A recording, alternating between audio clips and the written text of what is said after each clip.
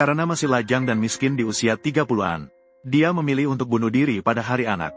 Dia menyewa kamar hotel untuk beberapa jam. Dia terus memasukkan pil tidur ke mulut sambil menonton TV. Tiba-tiba telepon di dalam kamar berdering. So-won mengira ada yang mencoba menghentikannya. Maka dia mengangkat telepon. Orang di ujung telepon adalah pemilik hotel. Hotel menawarkan diskon menjelang liburan. Kamar harian dapat di-upgrade dengan diskon menginap. So-won kesal dan menutup telepon. Setelah menelan banyak pil tidur, dia pergi ke kamar mandi dan minum air keran dengan cepat. Kesadarannya mulai kabur dengan cepat. Matanya mulai tidak terkendali. So-won pingsan dan jatuh ke lantai. Dia dibesarkan di panti asuhan sejak kecil. Ia iri melihat anak-anak lain memiliki keluarga.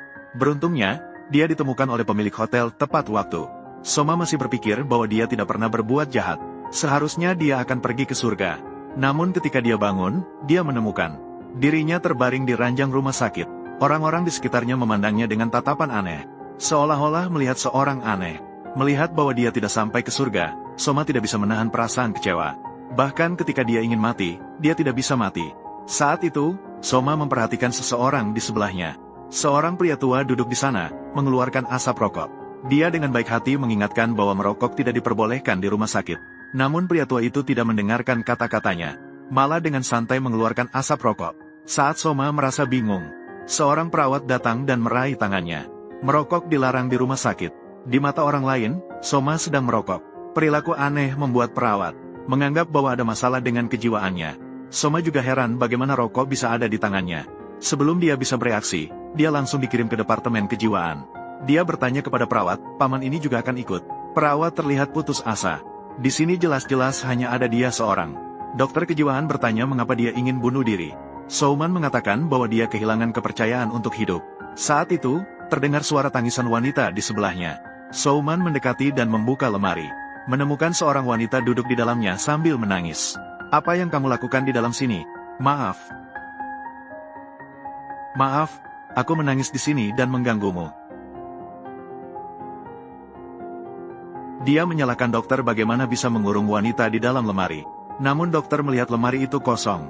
Sekarang dia semakin yakin bahwa So-man menderita gangguan jiwa. Dokter menelepon perawat untuk datang. So-man dipindahkan kembali ke kamar rawat. Malam itu dia berguling-guling di atas tempat tidur dan tidak bisa tidur. Tiba-tiba merasakan sakit perut sedikit. Mungkin karena minum terlalu banyak air keran siang tadi. So-man berlari ke toilet. Saat melewati lorong, dia melihat bayangan yang mencurigakan. Dia mendekat dengan rasa ingin tahu. Menemukan seorang kakek sedang jongkok di meja perawat. Dia sengaja menghembuskan kertas di meja ke lantai. Sambil perawat sedang membungkuk, dia diam-diam melihat. Namun perawat sama sekali tidak menyadari hal itu. Karena hanya Sang-won yang bisa melihat kakek itu. Melihat Sang-won di belakangnya. Kepala kakek itu membesar beberapa kali lipat. Sang-won menyadari bahwa mungkin dia bertemu hantu. Paman dan bibi siang hari juga muncul di belakangnya. Sang-won dengan takut segera berlari kembali ke ruang perawatan. Setelah menutup pintu, dia lega. Akhirnya dia menemukan 3 hantu melayang di udara. Hantu-hantu itu mengatakan bahwa mereka ingin meminjam tubuh Sang-won. Sang-won langsung pingsan karena ketakutan. Pagi-pagi dokter dan perawat datang untuk memeriksa. Sang-won segera bangkit dari lantai. Dia melihat seorang bocah laki-laki jauh di sana sedang melompat di trampolin. Anak kecil di sana. Dari ekspresi dokter dan perawat, Sang-won mengerti. Anak laki-laki itu juga hantu. Ditambah 3 kemarin, totalnya 4. Agar bisa keluar dari rumah sakit dengan lancar. Soma pura-pura tidak bisa melihat hantu juga. Setelah keluar dari rumah sakit, 4 hantu masih mengikutinya. Mereka naik bus bersama. Apakah kalian akan terus mengikuti saya? Tidak peduli pergi kemana. Apakah kalian tertarik padaku? Hal ini membuat wanita di sebelahnya mengira Soma sedang menggoda. Soma melihat iklan peramal di belakang kursi. Maka dia pergi berdasarkan alamat tersebut. Peramal mengatakan bahwa karena Soma telah mati dan hidup kembali, maka dia bisa melihat hantu-hantu di sekitarnya. Dan hantu-hantu itu bisa masuk dan keluar dari tubuhnya dengan bebas. Selera dan kesukaannya juga akan berubah. 4 hantu menempel pada tubuh Soma. Soma dicekik oleh mereka sampai sulit bernapas. Barulah ketika dia pulang ke rumah, dia mendapat kesempatan untuk bernapas lega. Beberapa hari berikutnya, Soma disiksa bergantian oleh mereka. Dia yang tidak pernah minum alkohol. Setelah dihuni oleh kakek tua, dia terus minum. Dia bisa minum puluhan botol sehari. Ketika mabuk, dia buang air kecil di balkon. Tanpa memperdulikan perasaan tetangga perempuannya. Anak kecil itu terus makan camilan dengan tubuhnya. Bahkan jika dia makan sampai mual, Sang-won juga tidak bisa menghentikannya. Paman itu merokok bersamanya. Dengan cepat, meja dipenuhi puntung rokok. Bibi yang suka menangis jarang menggunakan tubuhnya. Namun setiap hari Sangwan bangun, Bibi akan berbaring di sebelahnya, menatapnya dengan penuh kasih sayang. "Apa, kamu juga butuh tidur?" Tubuh Sangwan segera tidak tahan. Dia tidak mengerti mengapa 4 hantu itu mengganggunya. "Aku orang yang peduli dengan kesehatan, tahu. Kesehatan tubuh sangat penting. Tidak ada yang memuja kalian. Mengapa kalian datang mencariku? Apakah aku mudah dipermainkan? Kalian membuatku jijik." Namun keempat hantu itu tidak terpengaruh oleh kata-katanya. Malam itu Sangwan terlalu kedinginan hingga tidak bisa tidur. Dia bangun dan menyalakan AC. Namun dengan cepat, rumah itu tertutup oleh lapisan embun beku. Sangwan dengan rasa ingin tahu meraba dengan tangannya. Akibatnya, ujung jarinya terlepas lapisan kulitnya. Dia tidak tahan dengan kehidupan seperti itu. Maka dia kembali menemui Peramal. Peramal mengatakan bahwa ini adalah udara dingin yang dihasilkan oleh kemarahan hantu. Untuk membuat mereka pergi, kita harus membantu mereka memenuhi keinginan mereka. Setelah pulang, Sangwan mengungkapkan pemikirannya. Dia bertanya apa keinginan keempat hantu itu. Kakek mengatakan bahwa dia ingin sebuah kamera. Namun setelah mengelilingi semua toko, dia tidak menemukan yang dia inginkan. Sangwan juga mulai kehilangan semangatnya yang dulu penuh. Dia bertanya seperti apa kamera yang diinginkan kakek. Kakek mengatakan bahwa kamera yang diinginkannya tidak ada di toko, melainkan di tangan seorang polisi tua. "Mengapa kamu tidak bilang sebelumnya? Karena kamu tidak bertanya. Kami tidak boleh berbicara secara aktif. Tentang urusan dunia, kami hanya bisa menjawab." Mereka datang bersama ke kantor polisi. Kakek itu langsung mengenali polisi tersebut. "Kembalikan kameraku." "Apakah kamu mengenalnya?" "Tidak mengenal." "Kembalikan kameraku." Namun polisi tidak tahu apa yang Sangwan katakan. Malam itu ketika polisi sedang menjalankan tugas, Soma menemukannya lagi. Datang dengan tangan hampa sepertinya tidak baik. "Bisa kembalikan kameraku?" Kehadirannya mengacaukan rencana penangkapan polisi. Pelaku merasa ada yang aneh dan langsung melarikan diri. Sangwan ditahan di kantor polisi karena menghalangi tugas resmi. Istri polisi datang memberinya makanan. Kakek teringat rahasia polisi saat muda. Dia pernah memiliki hubungan cinta yang penuh kenangan dengan wanita lain. Namun polisi akhirnya menikahi istri sekarang. Jika dia mengungkap hal ini, pasti istri polisi tidak akan membiarkannya. Apa yang dia bicarakan? Siapa nama wanita itu? Sikap polisi langsung berubah 180 derajat. Dia juga menanyakan apakah Sangwan ingin makan nasi nori. Dengan begitu, Sangwan berhasil membantu kakek mendapatkan kamera. Ternyata pemilik kamera adalah teman baik kakek sebelumnya. Keinginan kakek adalah mengembalikan kamera kepada pemilik aslinya. Mereka pergi bersama ke restoran untuk makan. Saat itu seorang perawat lewat dari samping mereka. Dia juga menyarankan temannya untuk sedikit minum alkohol. Sangwan terpesona oleh kecantikan perawat. Dia yang sudah sendiri selama 30 tahun. Terjebak dalam pusaran cinta tanpa bisa keluar. Kakek memutuskan untuk membantu Sangwan. Dia dengan gaya yang dia anggap keren, mendekati perawat dan mulai mengobrol. "Kamu tadi terus melihat ke sini. Apakah kamu sedang melihat saya atau pasien tua di sebelah? Apa? Mengapa kamu tidak melihatku sama sekali? Asalkan kamu melihatku sekalipun, aku rela mati." Dia kemudian dengan bangga berjalan ke tepi jendela. Dia ingin mengajak Yonso makan malam setelah pulang kerja. Yonso tercengang melihat pemandangan yang menjijikkan ini. Meskipun pendekatan Sangwan berakhir dengan kegagalan, namun untungnya, dia membantu kakek itu mewujudkan keinginannya. Selanjutnya adalah giliran anak kecil itu. Keinginannya adalah pergi ke bioskop untuk menonton film. Soma bertemu secara kebetulan di sini. Yonso yang membawa adiknya untuk menonton film. Dia mendekat dengan sopan dan menyapa. Dia ingin memperbaiki kesan buruk sebelumnya. Saat Yonso pergi dengan adiknya, anak kecil itu tertarik pada permen lollipop yang dipegang adiknya. "Berapa harga permen lollipop itu?" "Apa? Sekitar 10 yuan untuk 10. Satu permen seharga 1.002 rupiah." Sangwan dan anak kecil tertawa bersama saat menonton film. Namun di mata Yonso, dia hanya terlihat tertawa bodoh sendirian. Dia sepertinya merasakan kesepian Sangwan. Setelah menonton film, Sang Fang membelikan mainan untuk bocah laki-laki itu. Yonso meminta adiknya untuk tetap di tempat dan jangan bergerak. Dia perlu pergi ke toilet sebentar. Bocah laki-laki itu mengulurkan tangan kepada adiknya meminta permen. Yonso yang kembali melihat adegan ini. Sangwan yang sebelumnya ingin memperbaiki citranya, sekarang benar-benar hancur. Keinginan paman itu adalah menemukan taksi kuning, lalu pergi mengemudi ke pantai untuk bersantai. Mereka berencana untuk mencuri mobil di tempat parkir. Namun mereka ketahuan oleh pemilik tempat parkir. Pemilik tempat parkir mengejar Sangwan dengan mobilnya. Dia mengeluhkan penderitaan batinnya. Dia ingin Sangwon berhenti sejenak untuk berbicara dengannya. Ternyata istri pemilik tempat parkir sedang bercerai dengannya. Sangwon mengatakan bahwa dia bisa melihat hantu. Mungkin bisa membantu pemilik tempat parkir mendapatkan kembali istrinya. Sangwon mengikuti wanita itu ke rumah sakit. Barulah diketahui bahwa dia menderita kanker paru-paru dan sedang hamil. Demi tidak mengganggu bayi di dalam perutnya, dia menolak menggunakan obat untuk mengobati kanker. Ini juga alasan dia ingin bercerai dengan suaminya. Soma menceritakan hal ini kepada bosnya. "Mengapa kamu harus menipu saya? Kamu harus menerima pengobatan." Bos yang mengetahui kebenaran, memutuskan untuk menghadapi kesulitan bersama istri. Sebagai balasannya, dia memberikan taksi kuning kepada Soma. Mereka berdua pergi ke pantai dengan mobil. Ini pertama kalinya Soma melihat laut. Mereka duduk di pantai dan mulai berbincang-bincang. Soma bertanya kepada paman apakah dia sudah menikah dan punya anak. Dia sangat penasaran bagaimana setelah menikah.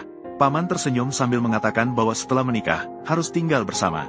Jika sudah punya anak, akan menjadi 3 orang. Awalnya hidup sendiri sudah cukup melelahkan. Menjadi 3 orang akan lebih sulit. Namun sumber motivasi juga akan menjadi 3 kali lipat. Perasaan itu sangat aneh. Bukankah itu akan membutuhkan 3 kali lipat usaha? Maka buatlah satu lagi, membuat kekuatan menjadi 4 kali lipat. Maka akan membutuhkan 4 kali lipat tenaga, bodoh. Terlihat lelah karena keluarga. Namun sekaligus mereka memberimu kekuatan. Paman bangkit untuk berenang ke laut. Berenang di laut juga menjadi keinginannya. Sangat menunjukkan perlawanan. Karena dia belum bisa berenang.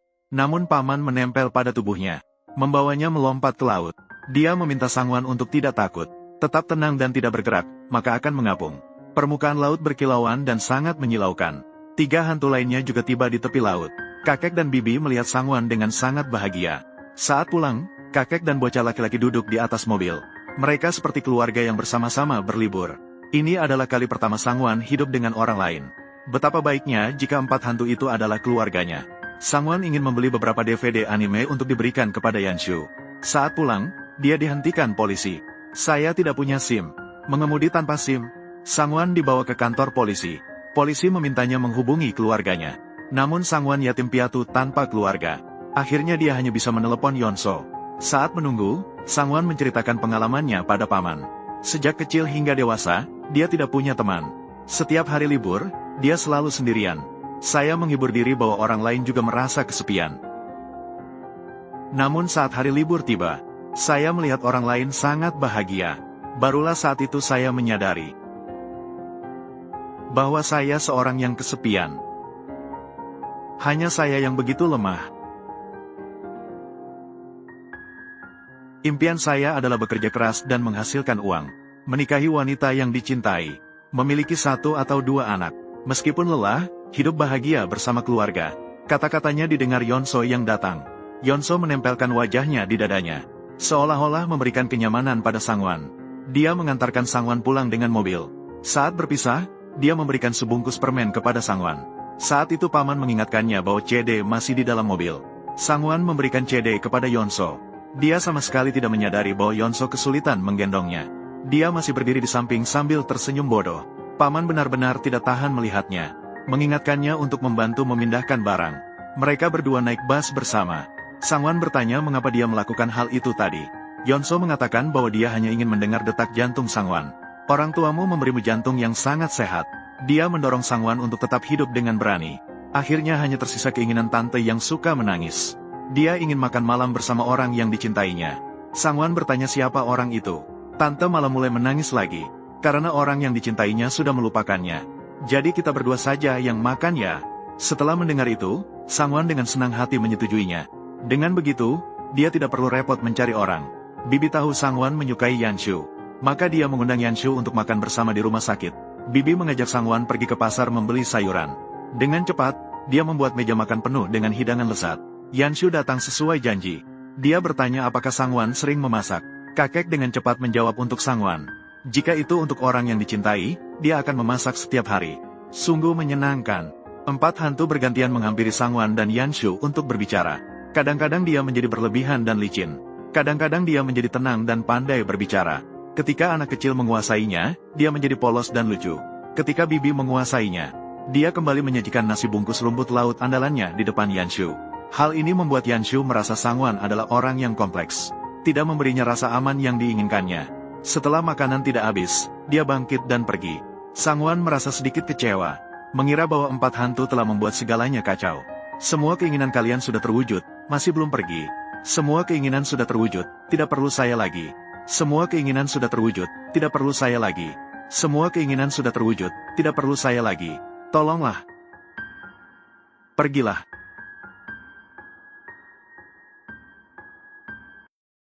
Hidup Sangwon sekali lagi menjadi membosankan dan suram. 4 hantu menghilang dari dunianya. Di atas meja terdapat makanan yang dibuat oleh bibi menangis. Sangwon yang merasa putus asa memutuskan untuk mengakhiri hidupnya dengan membakar arang. Meskipun kematian mendekat, pikirannya dipenuhi dengan gambaran Yonse. Senyum dan ekspresi Yonse begitu memikat baginya. Barulah saat ini dia menyadari ada kekhawatiran di hatinya. Ini juga memberikan keberanian untuk terus hidup. Sangwon mengenakan kemeja berwarna cerah. Membawa makanan yang dibuat oleh bibi menangis menemui Yonso. Dia malu dan tidak tahu bagaimana mengungkapkannya. Hanya mengatakan ingin mengajak Yonso makan bersama.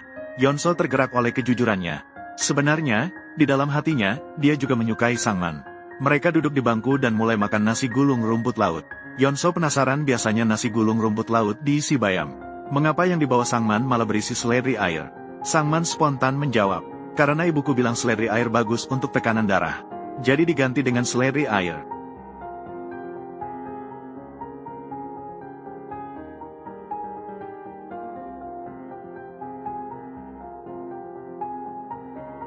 Saat ini, Sangman teringat akan kenangan masa kecilnya. Ternyata bibi menangis adalah ibunya. Ah, rasa nasi gulung rumput laut sama persis dengan kenangan.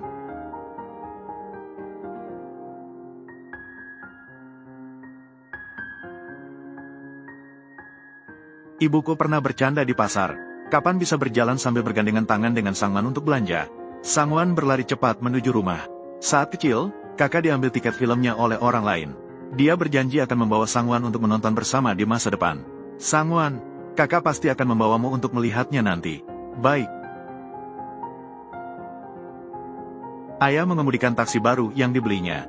Bersiap membawa seluruh keluarga berkeliling pantai. Kakek mengambil kamera kesayangan tetangga. Mengatakan pasti akan mengembalikannya kepada pemilik aslinya. Ayah mengatakan akan mengajari Sangwon berenang ketika sampai di pantai. Namun sayangnya, mereka mengalami kecelakaan di tengah jalan. Ibu memeluk erat Sangwon di dadanya. Akhirnya, hanya dia yang selamat dengan keberuntungan. Tabrakan parah membuatnya kehilangan kenangan masa kecilnya. Kamera yang dipinjam kakek ditemukan oleh polisi tua saat itu. Ternyata keempat hantu ini adalah keluarga Sangwon. Dia berlari pulang sambil menangis.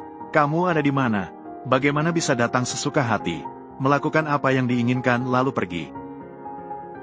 Mengapa tidak bertanya pendapatku? Kalian pergi begitu saja. Jangan tinggalkan aku. Jangan pergi, jangan pergi. Jangan pergi.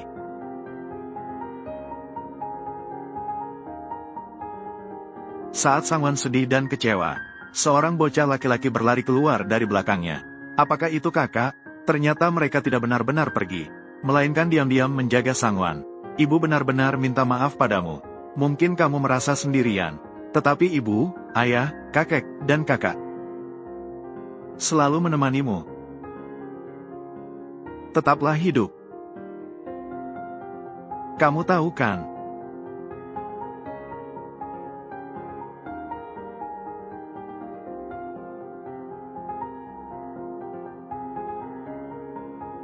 Aku masih khawatir tentang anakku sebelum aku pergi. Tidak bisa mengenali aku. Terima kasih telah mengenali ibu yang tidak berguna ini. Terima kasih telah tumbuh dengan baik.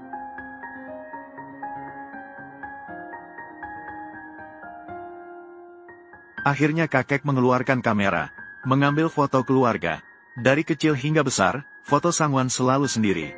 Namun yang tidak dia tahu adalah, keluarga selalu menyaksikan momen penting dalam hidupnya. Dia akan hidup bahagia dengan berkat-berkat ini.